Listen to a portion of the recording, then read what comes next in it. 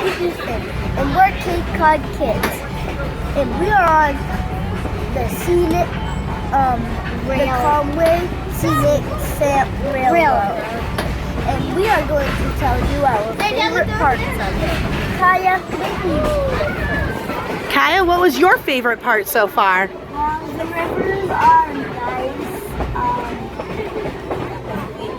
And now it's Ethan's turn. She liked the rivers.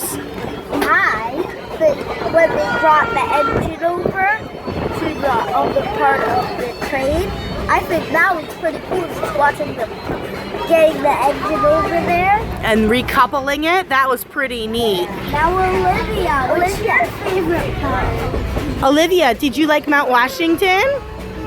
Choo choo.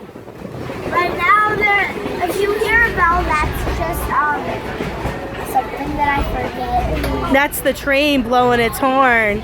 Olivia, what's your favorite? So what should Cape Cod kids do if they come up to North Conway? Do you give the train thumbs up? Yep. Definitely do this? Yep. All right.